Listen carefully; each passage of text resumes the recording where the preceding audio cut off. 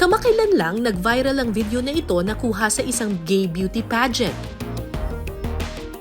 Isang veteranang konteserang nagkukwento ng kanyang karanasan sa audience.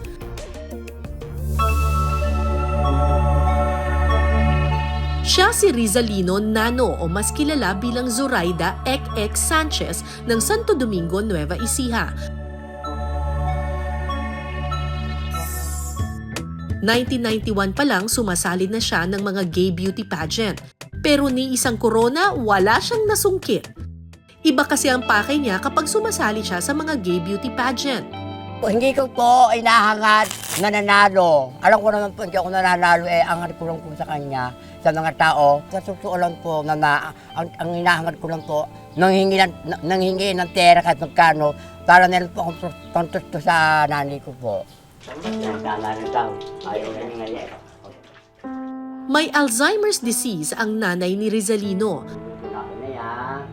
Ayon sa kanya, siya na lang raw ang kumakalinga sa kanyang ina.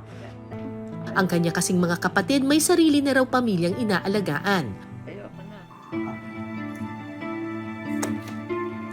Sa tuwing walang sasalihang contest, namamasura si Rizalino para may maipong pangkain at pambili ng gamot sa kanyang ina.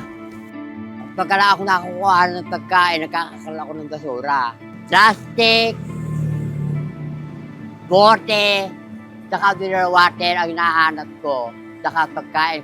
Pagka nakaipon ako at medyo malaki, dinadala ko sa kapatid ko sa Palawan. Nagkaroon ko dito ako ng 500, 400, dala ko na. Hindi ako nagkaroon sa iba. Madalas mangkapo sa pang-araw-araw, swerte pa ring may ilang tumutulong para makasali siya sa mga contest. Pero di ba mahal yung pagpapageant? Mahal yung pagpapageant kasi bibili ka pa ng gown mo. Ay, awan nila naman po akong kaibigan na gumagawa na na gown. Na gumagawa pong gown sa akin. Bibili po ako, kumikita po ako, bibili po ako ng tela, tapos gumagawa po yung kaibigan ko. Tapos yung makeup mo, Sa ukay-ukay, bibili ako ng mga hanggang 10 piso lipstick, hanggang 10 piso, hanggang unabot ng 100, bili ko na. Mention, national coach yun, ito isa. Ito lagi sinusuot. Ito ang coach yung kong gagawa. Ito ang coach yun. Coach yung susunod namin. Kung saan ako tumutunta, ito ang ginagamit ko. Kung saan sa lugar, ginagamit ko ito.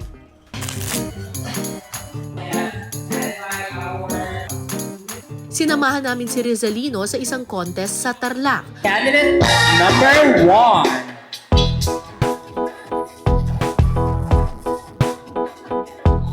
O ano, nagulat kayo sa akin? Ako rin kaya nagulat. Pero tulad ng dati, natapos ang gabi nang wala siyang naiuuwing corona. Sa kabila nito, sinamantala niyang makahingi ng tulong sa mga tao. Malaking bagay na to sa aking nanay. Yun lang po ang nasasabi ko sa inyong barangay and I thank you. Thank you po.